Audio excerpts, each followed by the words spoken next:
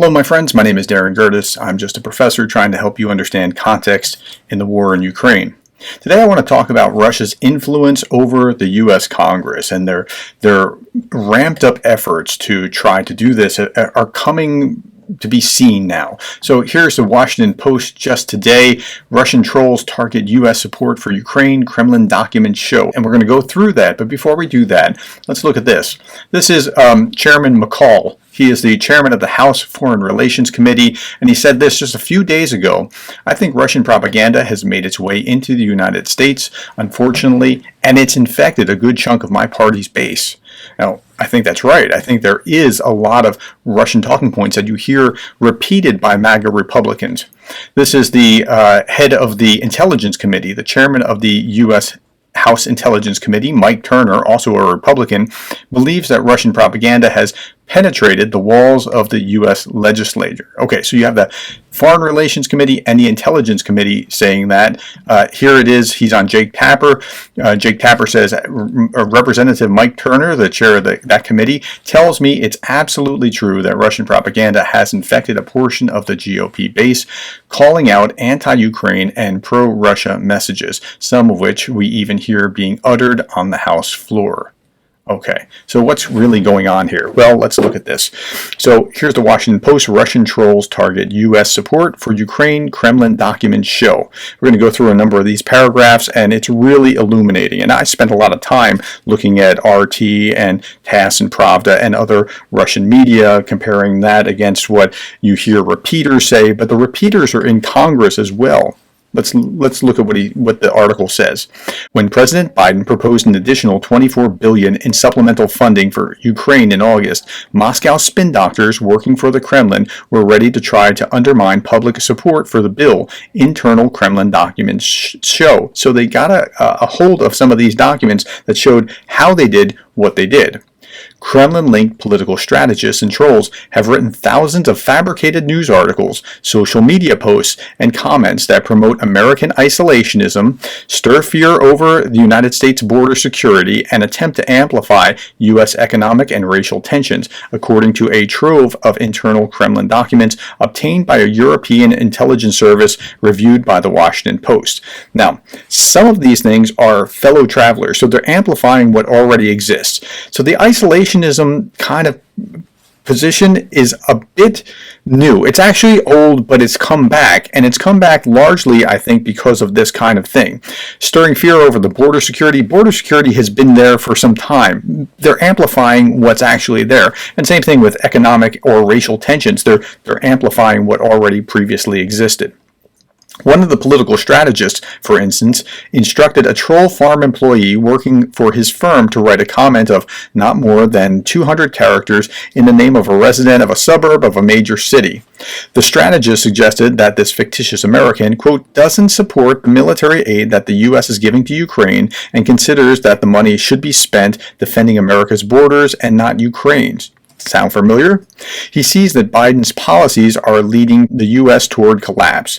Now, I see that on social media, and they're amplifying what exists and adding to it and doing it in a way that you don't know that it's Russian actors. It is somebody pretending to be an American, and then Americans will repeat that because it sounds like something that they might have already said or close enough that they're amplifying it. Okay, Kremlin propaganda operations aimed at undermining support for Ukraine in the United States are having a tremendous effect. Okay, Russia has been ramping up its propaganda operations as part of a second front that current and former senior Western officials said has become almost as important for Moscow as the military campaign in Ukraine, especially as congressional approval for further aid has become critical for Kyiv's ability to continue defending itself. So this is just the Gerasimov Doctrine. Well, what's the Gerasimov Doctrine?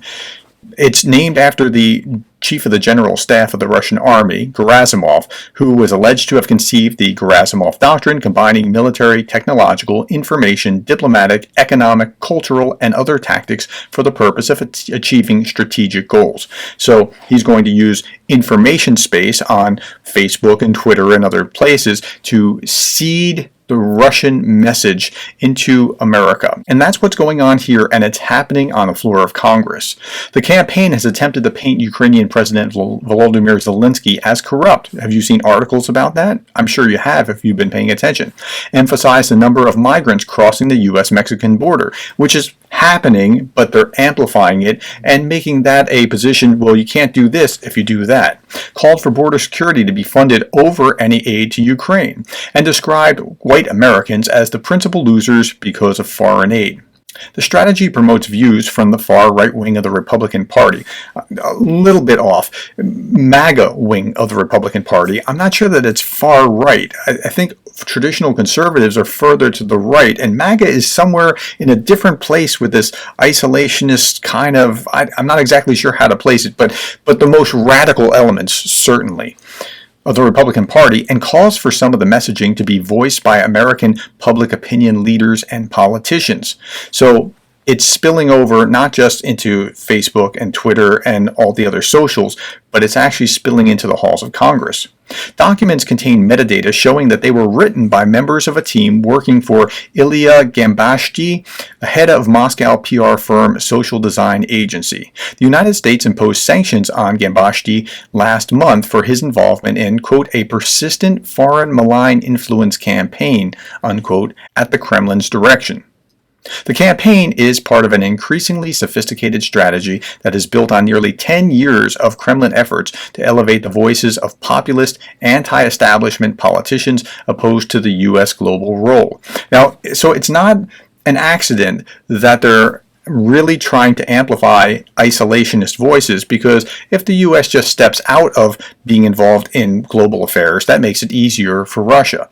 Now, again, 10 years, this is nothing new. You can see this in books like Putins Playbook by Rebecca Koffler. So this was happening well before Trump. It's been going on for a long time, but we're just kind of waking up to it. The Kremlin's efforts to undermine support for Ukraine may have so far gained more traction in the United States than anywhere else, which is kind of sad. The impact of the Russian program over the last decade is seen in the U.S. congressional debate over Ukraine aid, said Clint Watts, the head of Microsoft's Threat Analysis Center. You would never have previously heard politicians in the U.S. saying Ukraine is not significant enough and we will not support NATO. Right. This is why I'm pulling out my hair as a Reagan Republican looking at this going, what? Why are you, you're a Republican, you're supposed to be, like, remember Ronald Reagan? What's going on with you? Why are you, but they're imbibing these talking points and spitting them back out. Representative Michael Turner, Republican of Ohio, who chairs the House Permanent Select Committee on Intelligence, said Sunday that it was absolutely true that some Republican members of Congress were repeating Russian propaganda about the invasion of Ukraine. Watts said Russia, quote, tells audiences 80% of what they already are hearing and 20% of what they want audiences to hear. Full stop. This is what Joseph Goebbels did. When I was working on my master's thesis in my public policy master's, I studied the Nazis and I read Joseph Goebbels' diaries. He talked about that in this book. He talked about how he was kind of lamenting in his diaries, like, you know, what they did was they gave out radios with only one channel. It was the state media channel, and they, like, if you wanted to listen to the radio, he lamented how we have to give them about 80% of this entertainment in order to seed our information. And that's the same ratio that you just read here, 80% of what they are already hearing and 20% of what they want audiences to hear. Plans by Gambashty's team refer to using short-lived social media accounts aimed at avoiding detection. Social media manipulators have established a technique of using accounts to send out links to material and then deleting their posts or accounts once others have reshared the content. So it looks like it's just from Americans. The idea is to obscure the true origin of misleading information. And what we know about social media is that disinformation, information that hijacks your emotion or makes you angry or those kind of things, spread further and faster than truthful information on social media. Okay, the Kremlin turned in earnest to undermining American support for Ukraine in January of 2023.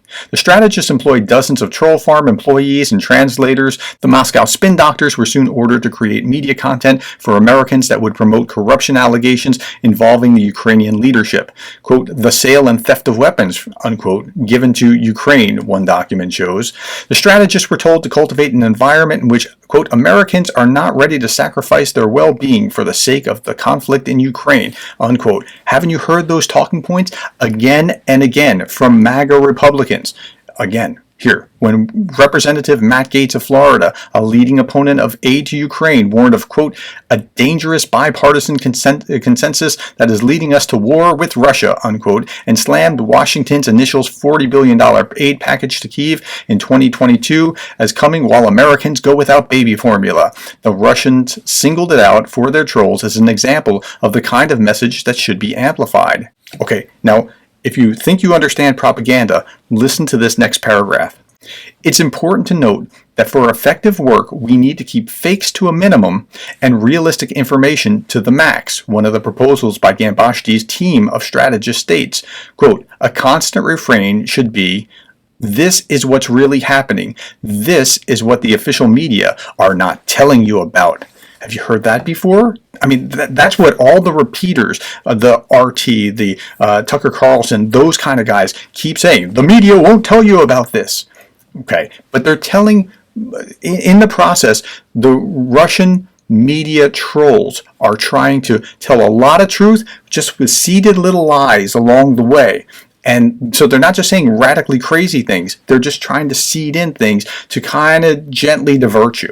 Social media posts and comments were to be created as well as YouTube videos that would stoke racial and social discord in the United States and amplify the themes of universal poverty, record inflation, a halt to economic growth, the risk of job losses for white Americans, privileges for colored and degenerate peoples and invalids. Okay, let's just look at the economy. The economy is good in one sense with the stock market, but it's bad when you feel the inflation every time you go to the store. And if that's the case, they can easily amplify that and then just add the little twists into it. The post would promote fears that overspending on foreign policy had been to the detriment of defending the interests of white people in the United States, and the idea that America will lose despite Biden's efforts, and that we will be drawn into a war, and our guys will die in Ukraine. You've heard that, right? You've seen that in social media. It's not just trolls. Once trolls seed it, it spreads. That's the way social media works. It's like a contagion. One sought to compare the level of homelessness in America with that of Russia and states that the United States is starting to increasingly resemble a third world country. A fictitious American said, I'm overcome with anger when another Ukrainian aid package is distributed right before my eyes into the pockets of American and Ukrainian officials. Yeah, they're trying to push that narrative as hard as they can.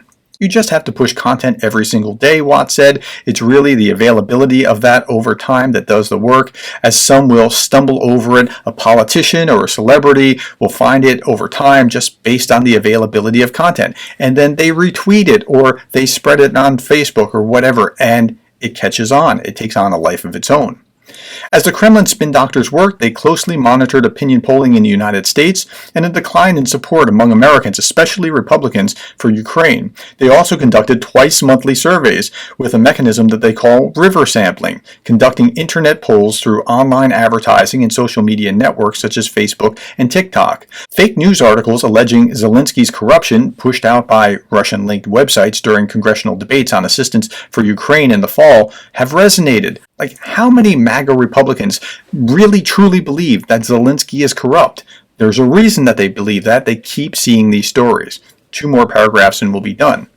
A fake news story alleging that Zelensky had bought 2 yachts with American aid money went viral in November.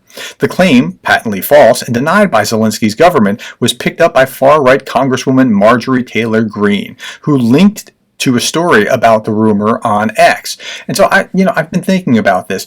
I think that Marjorie Taylor Greene is kind of like the modern McCarthy, except backwards. Like McCarthy was railing against Soviet spies, she's railing against supporting Ukraine on behalf of the Russians. It's a very bizarre thing to watch, but that's what's going on.